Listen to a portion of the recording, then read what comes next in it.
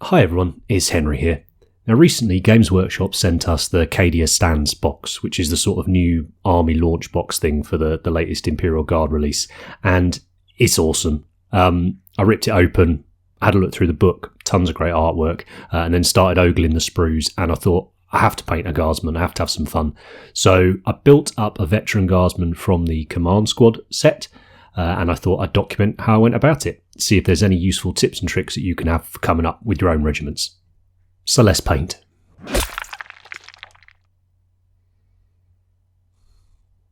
Now there's obviously 1,000,001 different schemes you can choose to do your guard, so if you want to follow this recipe, great, but what I'm kind of hoping is that there might be a few little things in here that can help you out when you're deciding on your own colour scheme.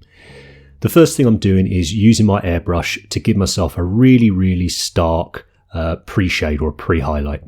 Now I'm basically hitting the model from above with white paint. So I've got a black primer and then I'm spraying heavily thinned Tamiya flat white. So I've thinned this about 5 drops of thinner to paint. I'm using Tamiya X20A thinner, spraying at about 25 psi in one of our Harder and Steenbeck evolutions. That's got a 0.4mm Neyland nozzle in it.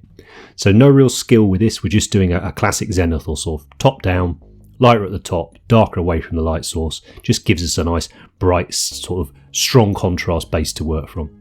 And then when you've got a model that's got a lot of folds on it, so if you've got a particularly organic model like a demon or something like that, or a model like this with loads of these really like sculpted folds on a lot of the clothing, just a little dry brush with some white paint can really help out as well. Just saves going around and highlighting all those individual edges.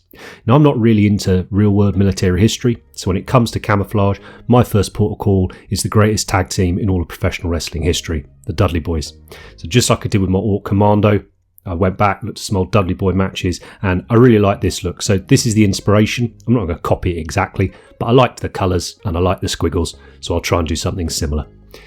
Now, when it comes to camouflage, I was having a really good chat with our commissions head, Ben, who's a huge Imperial Guard fan, huge military history nut. And we sort of came to realise that especially these new Guard models, they're not simple. There's actually quite a lot going on with them. That doesn't mean they're not going to be fairly quick to paint and enjoyable to paint, but there's quite a lot to think about. You've got the smock, you've got the trousers, you've got all the webbing, you've got the armour, and that's before all the little doodads that the individual guardsmen are going to have. So if you want to go the camouflage route, if you just paint the whole thing in camouflage, it's going to look an absolute mess, because the whole point of camouflage is to break up that outline and kind of make it difficult to look at. So we figured that actually you really should be deciding on which part of it you're going to camouflage. You're going to do the smock, you're going to do the armour, you're going to do the fatigues, whatever you decide on. But maybe just stick to one. So for this, I've decided to camouflage up the smock. And as a base coat, I'm using the AK Interactive Gen 3, and this is grey-green. This, coupled with that Dudley Boys photo, was what I really wanted to start with. So you can see a nice thinned base coat of that airbrushed over our pre-shade has already given us a bit of light and shade, and that's absolutely fine for this. First up, I'm going to pick a darker colour, and this is Skavenblight Dinge. So I'm trying to stay in that sort of industrial vibe, so greens, greys, that type of thing. And for the shapes, I'm just going to do a sort of stylized S, I guess, or a squiggle, really. And I'm using the fact that as I draw this S shape, I'm pressing the brush in a little bit and then releasing it. So as I'm pushing it onto the surface, it's going to flare out and create that sort of fatter middle bit. And then as I release that pressure, it tapers away to a nice fine point. And all I'm doing at this stage is trying to make sure that the squiggles I'm painting aren't all uniform in their direction. And I'm trying to make sure there's plenty of them that touch the edges of the uniform, so they're not all just floating in space. Just want to say a quick thank you to those of you that support us here, but particularly those of you that are supporting us over on Patreon. It's absolutely fantastic. You're allowing us to produce all these videos. We've got a ton more coming from you, and we're hoping to ramp up particularly YouTube and bring some new people into the Patreon, and this is all possible because of your support over there. We're not going to be putting the prices up, so if you want to get video on here each week, video over on Patreon, consider going and checking it out. So I'm just going to work my way around the smock, doing plenty of these little squiggles, and the coverage on Skavenblight's pretty good, so I didn't really have to go back over any of them. They were opaque enough.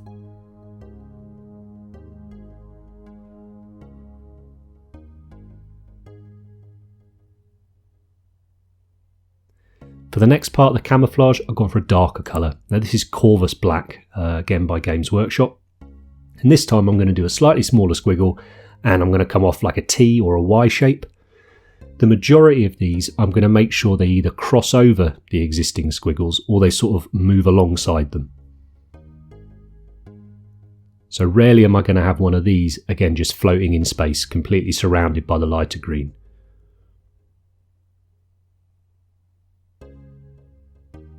The camouflage is a ton of fun to paint. I've not actually done it on a guardsman before. I've done a lot of camouflage cloaks on marines, things like that. But this was really enjoyable.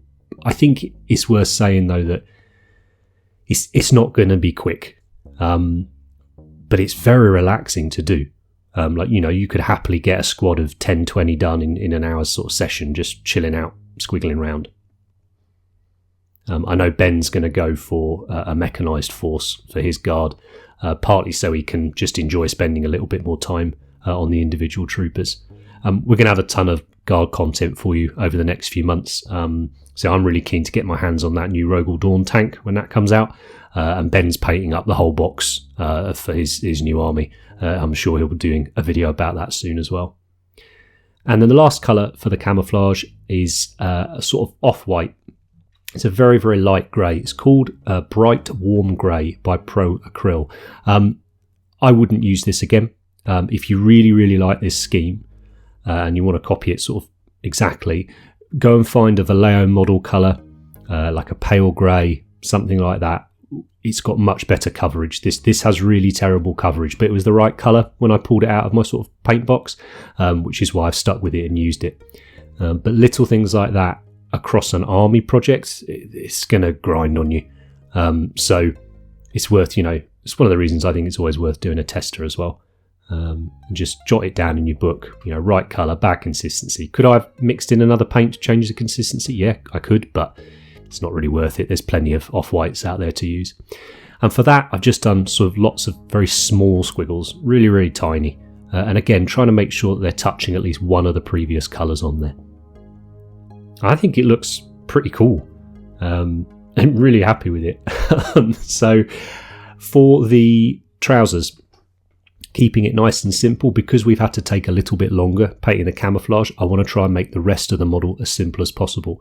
And one way we can do that is by using the paints we've already used on the camouflage part.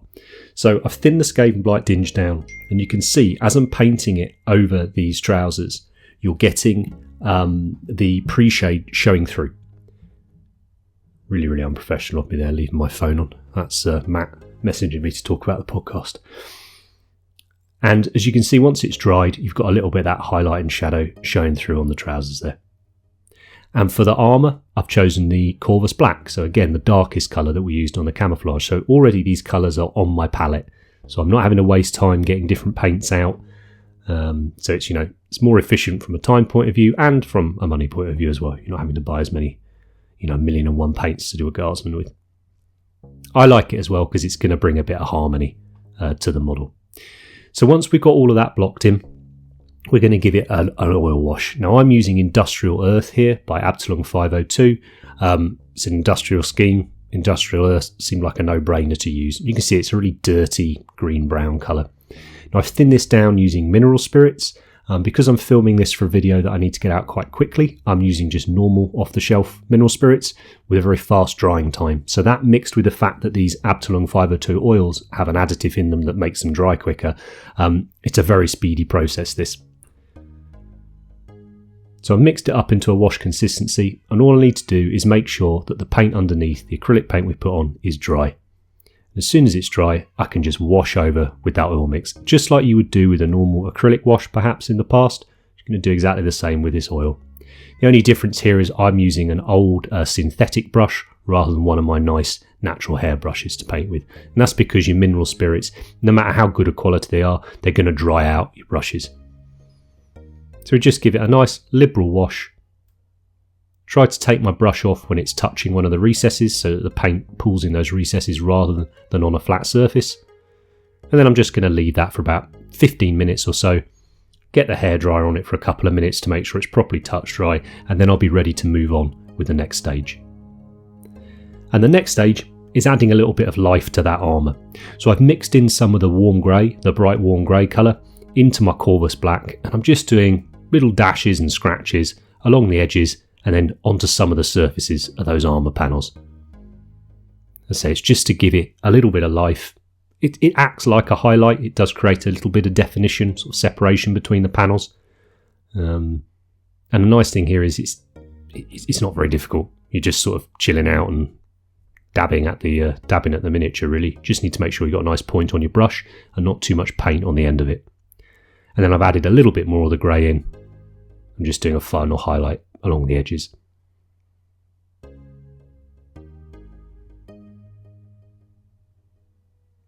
The one thing I really didn't like at this stage is the different finishes that you've got across the model.